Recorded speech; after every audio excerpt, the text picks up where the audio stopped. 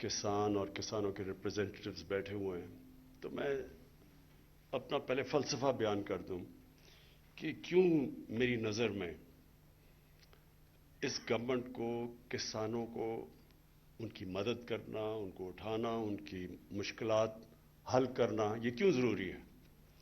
سب سے پہلے تو جو اس ملک کے جو محنت کش طبقہ ہے اس میں مزدور ہیں اور اس میں کسان ہیں، جو سارا وقت محنت کرتے ہیں، سارا سال دعا کرتے ہیں اللہ سے کہ موسم ٹھیک ہو، گرمی میں اور ہر قسم کے موسم میں۔ تو یہ جو محنت کش طبقے کی مدد کرنا ہے یہ اللہ کو خوش کرنا ہے، کیونکہ اس کی خاص طور پہ وہ آواز سنتا ہے محنت کش کی، اور وہ جو کمزور طبقہ ہوتا ہے ان کی آواز اوپر والا زیادہ سنتا ہے۔ تو یہ تو سب سے پہلے تو ہمارا ایک فرض بنتا ہے بحیثیت انسان۔ دوسری بات، اکثریت ہمارے کسانوں کی 90% سے اوپر چھوٹا کسان ہے، اور چھوٹا کسان جس طرح کی اس کو مشکلات کا سامنا کرنا پڑتا ہے اس کی آواز ہی نہیں پہنچتی۔ جدھر پاور بیٹھی ہوئی ہے، جدھر شہر ہیں وہ دور ہے، ادھر سے اس کی آواز ہی نہیں پہنچتی وہاں تک۔ محنت بھی وہ کرتا ہے، مشکلوں کا بھی وہ سامنا کرنا پڑتا ہے، طاقتور کے سامنے بھی اس کی آواز نہیں ہے۔ سارا ایک تھانے دار اگر ایک علاقے میں اگر کوئی ظالم تھانے دار آ جائے تو سب سے زیادہ بیچارہ کسان پستا ہے، اسے کوئی کچھ بھی نہیں کر سکتا۔ شہروں میں تو پھر بھی لوگوں کی آواز ہوتی ہے، لوگ جمع ہو جاتے ہیں، کوئی مظاہرہ کر دیتے ہیں، کوئی تھانے کے باہر جا کے مظاہرہ کر سکتے ہیں، لیکن وہ دیہات کے اندر وہ کون سنتا ہے اس کی آواز؟ تو وہ پھر چپ کر کے ہر قسم کا ظلم سہتا رہتا ہے۔ تو میں ہمیشہ سمجھتا تھا کہ ہماری اگر گورنمنٹ جس نے ایک پوری تحریک انصاف کی تحریک چلائی، تو انصاف تو کمزور کو چاہیے ہوتا ہے، طاقتور تو چاہتا ہے کہ میں قانون کے اوپر ہوں، مجھے این آر او مل جائے۔ چھوٹا آدمی ہے، انصاف کی تو وہ تلاش کرتا ہے۔ تو ہماری شروع سے یہ تھی کہ ہم نے اب کس طرح اپنے چھوٹے کسان کو کیسے اٹھانا ہے اور اس کی ہم کیسے مدد کر سکتے ہیں۔ اور اس کا دوسرا فائدہ یہ ہے کہ وہ ملک کا فائدہ ہے۔ جب چھوٹا کسان اس کا خوشحال ہوتا ہے، وہ تو باہر پیسے نہیں لے کے جائے گا، وہ تو کوئی لنڈن میں فلیٹ نہیں لے گا، وہ اپنی زمین پہ پیسہ لگائے گا۔ تو جتنا آپ اپنے کسان کو خوشحال کرتے جاتے ہیں، ملک کی خوشحالی بڑھتی جاتی ہے۔ اور جو چھوٹا کسان ہے زیادہ ضرورت اس کی مدد کرنے کی اس لیے ہے کہ ساری ریسرچ یہ بتاتی ہے کہ وہ جب چیز مارکیٹ میں لینے جاتا ہے اپنی ان پٹ، وہ زیادہ مہنگی ملتی ہے اس کو بنسبت بڑے کسان کی، اور وہ جب بیچنے جاتا ہے تو وہ زیادہ سستی بیچتا ہے بنسبت بڑے کسان کی، جو کہ سٹور بھی کر سکتا ہے، جس کے پاس بارگیننگ پاور بھی ہے، جس کے پاس پیسہ بھی ہے، جس کے پاس کریڈٹ بھی ہے۔ وہ جو کریڈٹ بھی لینے جاتا ہے، جب وہ جو قرضہ لینے جاتا ہے چھوٹا کسان، اس کو جس طرح بھی بتایا کہ اس کو بہت سود دینا پڑتا ہے اس کے اوپر، تو وہ ہر طرح وہ مار کھاتا ہے۔ محنت بھی وہ کرتا ہے، سب سے زیادہ مشکلات کا بھی اس کو سامنا کرنا پڑتا ہے۔ تو اس لیے میری کوشش تھی کہ ہم اس کی مسلسل مدد کرتے جائیں۔ شروع میں ہمارے لیے کافی چیزوں کا اور سامنا کرنا پڑا، لیکن ہم نے اپنے پلانز بنائے ہوئے تھے کہ ہم کس طرح اپنے چھوٹے کسان کو اٹھائیں۔ تو سب سے پہلی چیز تو ہم نے یہ کی کہ جو ظلم ہوتا تھا، یہ جو بھی جمشید نے بتایا کہ وہ سارا کسان محنت کر کے اپنا گنا لے کے جاتا ہے شوگر مل کے پاس، تو وہ دونوں طرف سے مار کھاتا تھا۔ پہلے تو وہ انتظار کرتے تھے، وہ کھڑا رکھتے تھے ان کو بار لائن، کیونکہ میں کافی میرا ٹریول کرتا تھا جب سردیوں میں، تو شوگر ملز کے بعد وہ ٹرک کھڑے ہوئے ہوتے تھے لائنیں لگا کے اپنی وہ گنا لے کے، اور پھر ان کو پھر وہ کٹوتی جو ہوتی تھی ان کی وہ کم قیمت ملتی تھی، وہ تو دونوں طرف وہ مار کھاتا تھا بیچارہ۔ تو تب سے میں نے سوچا کہ جب ہماری باری ہے ہم نے سب سے پہلے قیمت پوری دلوانی ہے اپنے کسان کو، اور اس کا کیا فائدہ ہوا کہ جب کسان کے پاس پیسہ آیا، اس نے لگایا تو ان کی پیداوار بڑھنی شروع ہو گئی۔ اور یہ جو آپ دیکھ رہے ہیں یہ تو صرف تھوڑا سا انصاف ملا اس کو کہ اس کی محنت کی قیمت ملی تو اس کی پیداوار بڑھنی شروع ہو گئی، لیکن ہم نے ابھی آگے بہت اس کی مدد کرنی ہے۔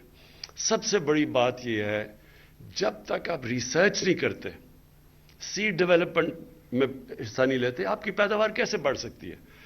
مجھے اچھی طرح یاد ہے، ہمارے جو فیصل آباد کی ایگریکلچر یونیورسٹی تھی، اس کی بڑی دھوم دھام تھی، اس کی بڑی کوالٹی تھی. آہستہ آہستہ ریسرچ کے اوپر ہم نے کم پیسہ خرچ کرنا شروع کیا، ریسرچ ختم ہی ہو گئی. تو وہ آپ کے سامنے ہے کہ آپ پیداوار دیکھ لیں، دنیا میں جو ملک ریسرچ کے اوپر پیسہ خرچ کرتے ہیں، ان کی پیداوار کیا اور ہماری پیداوار کیا ہے. ہر چیز میں سب سے بڑا تو ہمیں ڈیری میں جو مجھے تکلیف ہوتی ہے کہ ہماری اتنی زیادہ گائیں ہیں، بھینسیں ہیں، لیکن ہماری دودھ ہمیں سوکھا دودھ امپورٹ کرنا پڑتا ہے. اور ہم نے کبھی کوشش نہیں کی. یہ تو بڑا آسان ہے کہ ہمارے یہ جو ہماری گائے بھینسیں ہیں، ان کی دودھ کی ییلڈ بڑھ جائے، ان کی پروڈکشن بڑھ جائے. ساتھ والے چائنا، اس کی دیکھ لیں، چائنا کی 3 گنا 4 گنا، یورپ کے اندر 6 گنا زیادہ دودھ کی پیداوار ہے جو ہماری گائے کی ہے. تو کبھی کوشش نہیں کی، ریسرچ نہیں کی، محنت نہیں کی. اور پھر جو پانی کا مسئلہ، اب دیکھیں ہمارے پاس جو پانی کی سٹوریج تھی، ہم سب کو پتا ہے کہ جب ہمارا سارا پانی کب آتا ہے؟ برسات میں آتا ہے، اور جب ہمارے گلیشیئر پہ گلتے ہیں گرمیوں میں، وہ سارا پانی تو دریا میں تب آتا ہے. تو وہ عقل یہ تھی کہ ہم اپنا پانی کو سٹور کریں تاکہ ہم پانی کو بچا سکیں، تاکہ کسانوں کو ہم زیادہ پانی دے سکیں. اور زیادہ ہماری اتنی زیادہ زمین ہے جو کہ جس کے اوپر ابھی کاشت نہیں کی ابھی. اور ایسی زمین ہے کہ ابھی میرے پاس لوگ آئے، انہوں نے مجھے بتایا کہ انہوں نے بلوچستان کے علاقوں میں جو کپاس اگائی ہے، اس کی جو کوالٹی ہے وہ تقریباً آؤٹ سٹینڈنگ ہے، کیونکہ زمین پہلی دفعہ کاشت ہو رہی ہے. تو ہمارے پاس بڑی زمین بھی پڑی ہوئی ہے، لیکن کیونکہ پانی نہیں تھا اور کبھی سوچا نہیں پانی کی سٹوریج کا. 50 سال کے بعد بڑی ڈیمز بن رہی ہیں پاکستان میں. یہ جو ہم 10 ڈیمز بنا رہے ہیں، یہ بہت پہلے بن جانی چاہیے تھی. اور ہمارے کسانوں کے پاس زیادہ پانی اویلیبل ہونا چاہیے تھا. سٹوریج ہمارے پاس ضرورت ہے پاکستان میں سٹوریج کی. تو وہ ڈیمز بنا رہے ہیں آپ، اور انشاءاللہ آپ دیکھتے رہیں گے کہ پانی کی سٹوریج، پانی کا اضافہ ہوگا ہمارے کسانوں کو دینے کے لیے. اس کا اور بھی مطلب ہے، ہم جب فلڈز کی تباہی آتی ہے وہ بھی روک سکتے ہیں. وہ جو پانی تباہ کرتا ہے، اور یہ بھی ابھی جمشید نے اچھی بات کی کہ جو سلیمان پہاڑوں سے جو آتے ہیں، تیز ریلا آتا ہے پانی کا، وہ بڑی تباہی کرتا ہے. اسی پانی کو ہم روک لیں، وہاں اتنی زمین پڑی ہوئی ہے جس کو ہم کاشت کر سکتے ہیں. تو پہلی دفعہ ان کے اوپر بھی اب وہ بڑی ڈیم بن رہی ہے، یہی سلیمان رین سے جو پانی کو روکنے کے لیے ڈی جی خان میں. تو آہستہ آہستہ اس پانی کے اوپر بھی ہمارا پلان ہے ڈیم بنانے کا. پھر ادھر بھی کرم کے اوپر جو گوملزم ڈیم بن رہی ہے، تو اور بن گئی ہے وہ، اس کی طرف اب ہاں 3 اور ان کی پھر وہ جو کمانڈ ایریاز بڑھا رہے ہیں.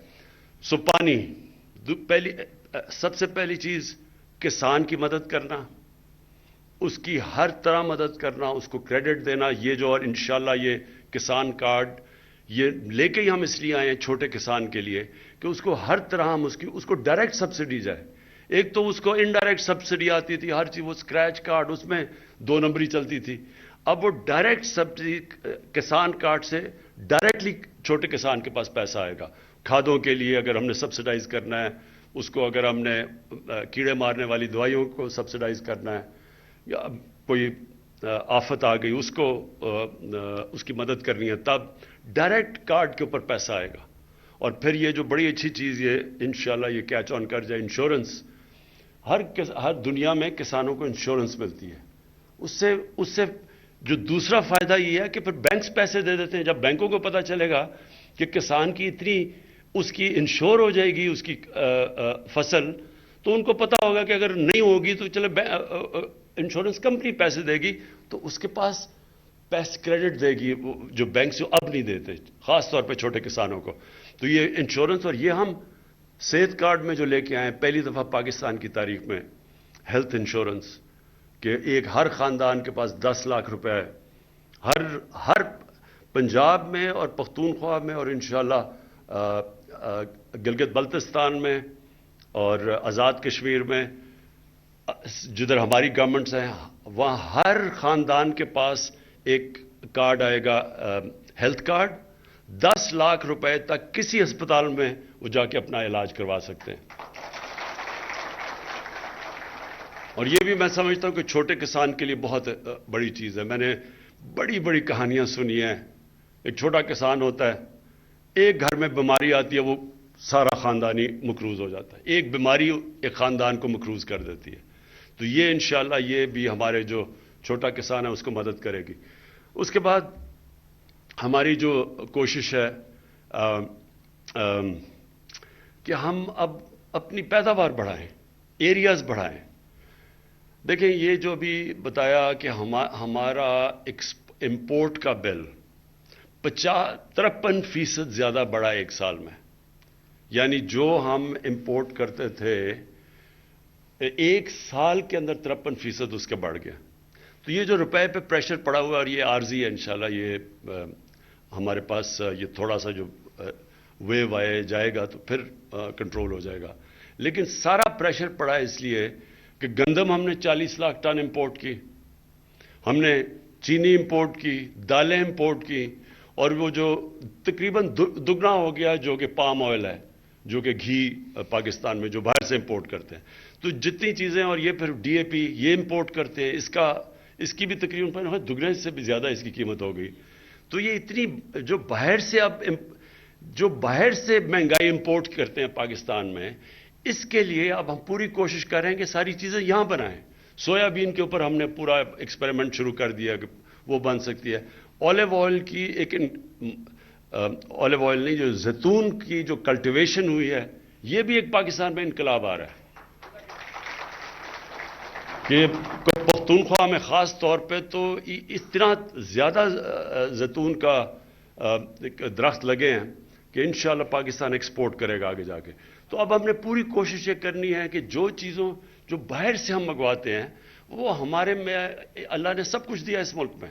صرف ہم نے اپنا ذہن لگانا ہے, ریسرچ کرنی ہے, نئی ٹیکنیکس ڈیولپ کرنی ہے, کسان کی مدد کرنی ہے, کسان کو نئی ٹیکنیکس دلوانی ہے.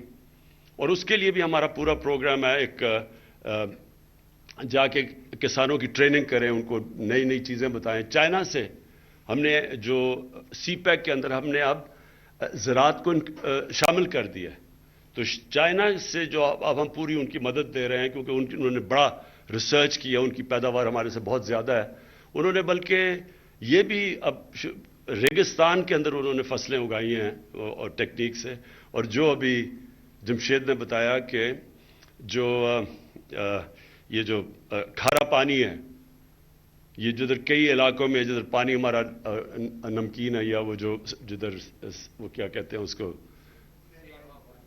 سیم ہے جدھر, تو وہ ان علاقوں کے اندر بھی فصل اگ سکتی ہے, کئی سرٹن ٹائپ فصلیں اگ سکتی ہیں, اور وہاں شرمپ فارمنگ ہو سکتی ہے. تو یہ ہم ساری اب اپنا ذہن استعمال کرنا ہے جو ابھی تک ہم نے کیا ہی نہیں ہے. ہم نے ایسے ہی چلتے گئے ہیں, جو موہنجو دارو کے دنوں سے جو آ رہی ہے اسی طرح کی پریکٹسز چلتی آ رہی ہے پاکستان میں. اب ہم نے ماڈرن ٹیکنیکس لے کے آنی ہے, صحیح استعمال کرنا ہے پانی کے ریزروائرز بڑھانا ہے, ریسرچ, اور انشاءاللہ اپنے لوگوں کو بھی بتانا ہے کہ کس طرح کی کیش کراپس اگ سکتی ہیں. مثلا زیتون میں شروع ہو گئے, زیتون کا تو میں نے آپ کو بتا دیا. پھر ایک جو سبزیوں میں جو سب سے مہنگی اور جو نیوٹریشس سبزی ہے اس کو کہتے ہیں ایووکاڈو. وہ ایک ایووکاڈو کو 600-700 روپے کا بکتا ہے یہاں. تو وہ سوچ لیں کہ وہ 4-5 سال میں وہ پورے وہ دینا شروع کر دیتا ہے پھل, وہ جو اس کا پودا ہے.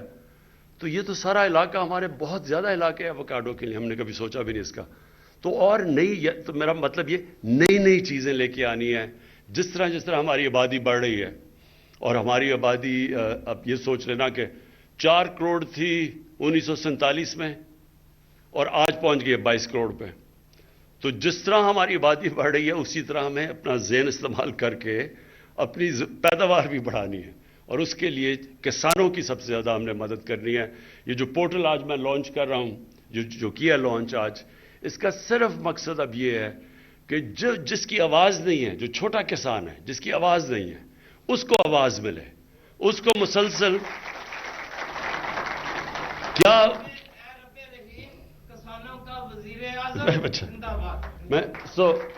ہماری کوشش یہ ہوگی کہ جس طرح کا بھی اب ابھی تک اوروں کو تو مل جاتی تھی مدد مل جاتی، شہروں کے اندر ہمارا پورٹل کے اوپر کوئی بھی کال کرتا ہے ان کے مسئلے حل ہو جاتے ہیں، لیکن کسانوں کا مسئلہ تھا، تو یہ جو اب اسپیشلی چھوٹے کسان کی اب اس کے لیے ہم نے یہ پورٹل کھولا ہے، جہاں سے بھی وہ کال کرے گا یہاں ادھر سے جائے گا سیدھا چیف سیکرٹری کے آفس، وہ بالکل اس جو متعلقہ ہیں ان کے پاس جائے گا، اور آپ دیکھیں گے کہ جو سب سے بڑا مسئلہ بیچارے کہ جو چھوٹے کسان ہیں ان کو پانی نہیں پہنچتا، ان کا پانی چوری ہو جاتا ہے، یہ ان کا سب سے بڑا مسئلہ بنا ہوا ہے۔